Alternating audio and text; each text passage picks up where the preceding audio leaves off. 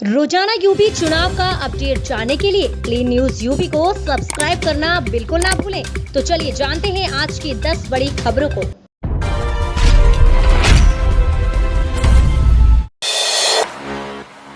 बाबा सिर्फ बजा सकते हैं घंटा, अखिलेश का सीएम योगी पर तंज, दंगेश कहने पर भी पलटवार।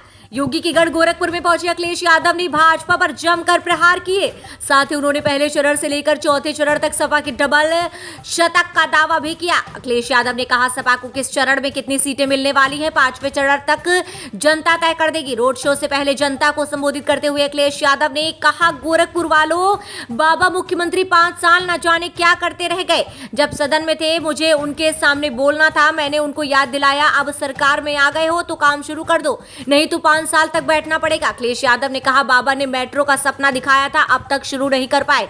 बाबा सिर्फ घंटा बजा सकते हैं और कुछ नहीं कर सकते। अखिलेश समाजवादी पार्टी की सरकार बनने जा रही है, उन्होंने दावा करते हुए कहा। सपा का जन समर्थन देखकर भाजपा कार्यकर्ताओं ने घरों से झंडे उतारने शुरू कर दिए। बेरोजगारी का मुद्दा उठाते हुए अखिलेश बोले, गोरखपुर के नौजवान फौज भर्ती में होने के लिए रोज दौड़ लगाते हैं, रोजाना दौड़ की तैयारी कर रहे हैं, सड़कों पर दौड़ रहे हैं, खेतों में दौड़ रहे हैं, जहां जगह मिली वहां दौड़ रहे हैं, लेकिन फौज की भर्ती बाबा ने नहीं निकाली।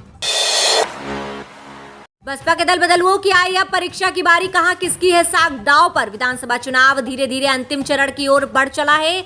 यह वह चरण है कि जिसमें बसपा के सर्वाधिक दल बदल वाले उम्मीदवार मैदान में है। बसपा से निकाले गए राम अचल राजभर हो या लालजी वर्मा या पूर्वांचल के बाहुबली हरिशंकर तिवारी के पुत्र विनय तिवारी, इनके साख की परीक्षा की घड़ी आ गई है। इन पर यह साबित करने की बड़ी चुनौती है कि दल नहीं खुद के दम पर चुनावी बाजी मारते हैं। पार्टी चाहे जो भी हो, वे जहां भी जाएंगे चुनाव जीत कर आएंगे। अब 10 मार्च को इनकी असली ताकत का पता चलेगा।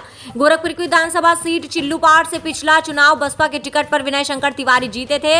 इस बार वह सपा के टिकट से मैदान में है। इस सीट पर सभी की नजर लगी हुई है, अब देखना होगा कि परिणाम क्या होगा। इसके अलावा दल बदलुओं में श्रावस्ती भिनगा से बसपा विधायक असल रॉयनी, इलाहाबाद की प्रतापपुर मुजतबा सिद्दीकी, इलाहाबाद हंडिया हाकिम लाल बेंद, जौनपुर की मुगरा बादशाहपुर से सुषमा पटेल और आजमगढ़ सगडी से वंदना सिंह की भी परीक्षा होनी है। यूपी सरकार ने बढ़ाया धान खरीद का समय, जानिए अब कब तक बेच सकेंगे। सरकार ने धान खरीद का समय बढ़ा दिया है। अब प्रदेश में चल रहे चुनाव के अंतिम चरण के मतदान के दिन तक धान खरीद होगी, यानी 7 मार्च तक किसान धान क्रय केंद्रों पर जाकर धान बेच सकते हैं, जबकि धान खरीद के लिए अंतिम तारीख 28 फरवरी निर्धारित थी। धान खरीद का समय बढ़ाए जाने के पीछे जानकार शेष बचे चरणों के मतदान को मान रहे हैं। प्रदेश में धान की खरीद 2 चरणों में हुई है। जानकारों का मानना है कि जिन किसानों को धान बेचना है वह धान बेच चुके हैं, क्योंकि 28 फरवरी के बाद 2 चरणों का चुनाव बचा है और इनमें धान खरीद वाले जिले ही शामिल है। इसे देखते हुए धान खरीद का समय बढ़ाया गया है। हालांकि अधिकारियों का कहना है कि धान हो या गेहूं खरीद समय सीमा पर हर बार बढ़ाई जाती है। इससे जो किसान किसी कारण से धान नहीं बेच सके हैं, उनको एमएसपी पर धान बेचने का मौका मिलेगा। गदा, बुलडोजर, लाल पोटली और सांड इस बार कैसे बन पाएंगे सियासी वार के हथियार, दलों ने ऐसे किया इस्तेमाल।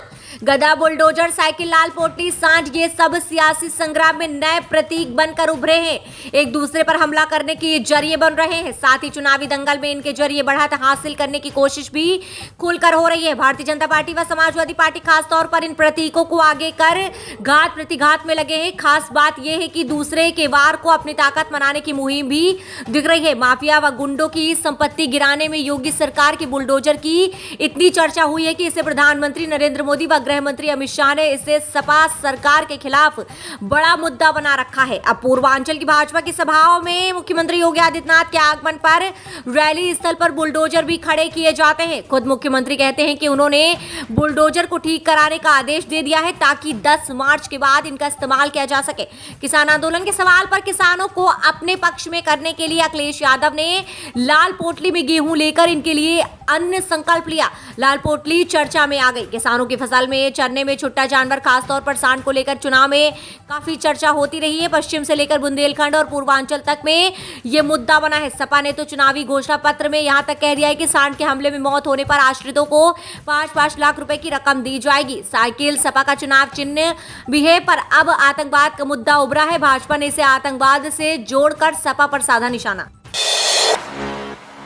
अब दिग्गजों ने झोंका पूर्वांचल में दाम, महाराजगंज बलिया में पीएम मोदी और आजमगढ़ में होंगी मायावती।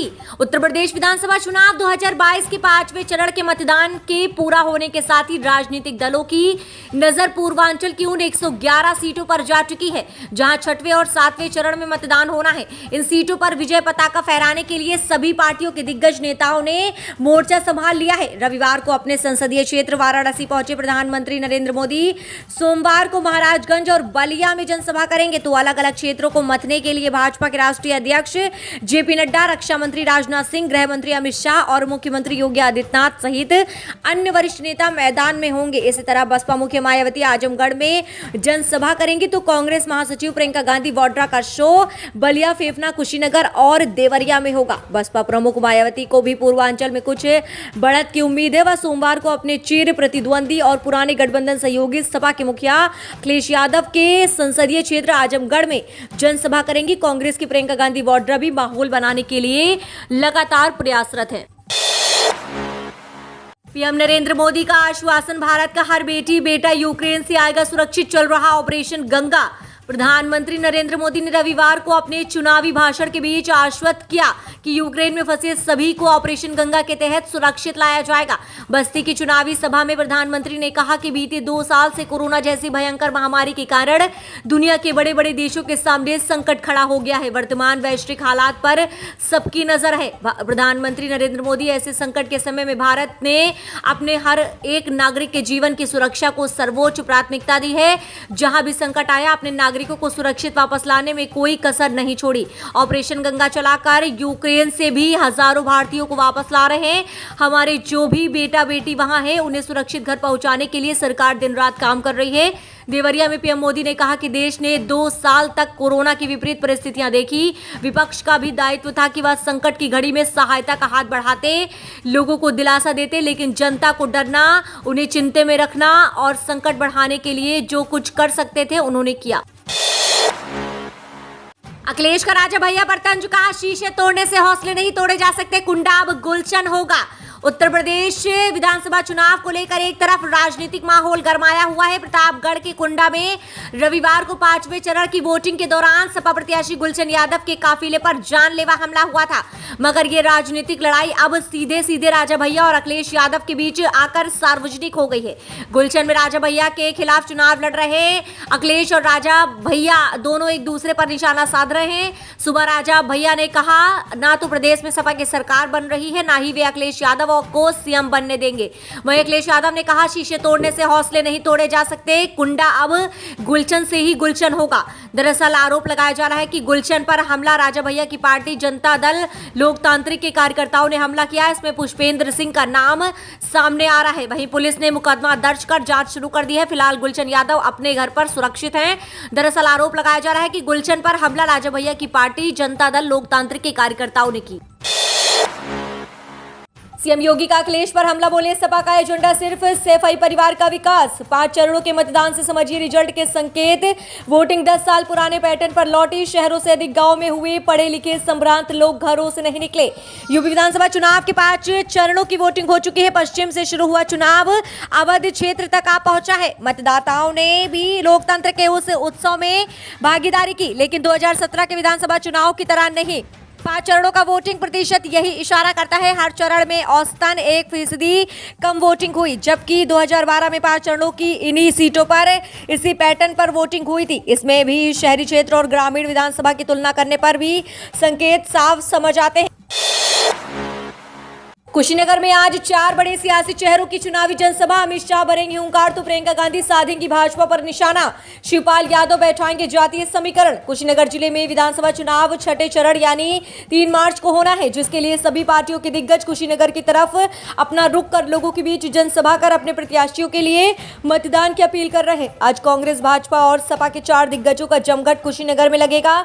सभी अपने अपने प्रत्याशियों के लिए मतदान की अपील करेंगे। चुनावी महासंग्राम में आज गृह मंत्री अमित शाह कुशीनगर विधानसभा में जनसभा कर भाजपा प्रत्याशी पीएन पाठक के लिए मतदान की अपील करेंगे। कुशीनगर के बुद्धा स्टेडियम में दोपहर 12:15 पर पहुंचेंगे। यूपी के उप मुख्यमंत्री केशव प्रसाद मौर्य भी आज कुशीनगर की दुदही में दोपहर 12:45 पर पहुंचकर फाजिल नगर के भाजपा प्रत्याशी सुरेंद्र कुशवाहा के समर्थन में जनसभा करेंगे।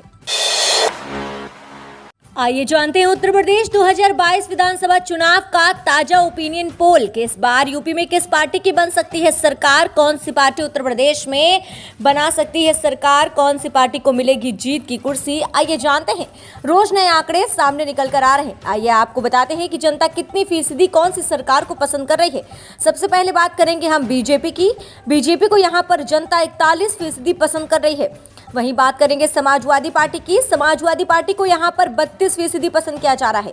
बहुजन समाज पार्टी को यहाँ पर 24%, वहीं कांग्रेस पार्टी को यहाँ पर 12% पसंद किया जा रहा है। अन्य को यहाँ पर 4 सीटें मिल रही हैं। अब आप हमें कमेंट के माध्यम से अपनी राय जरूर दें कि कौन सी पार्टी पहले नंबर पर उभर कर सामने आ सकती है। आपकी राय हमारे लिए बेहद जरूरी है।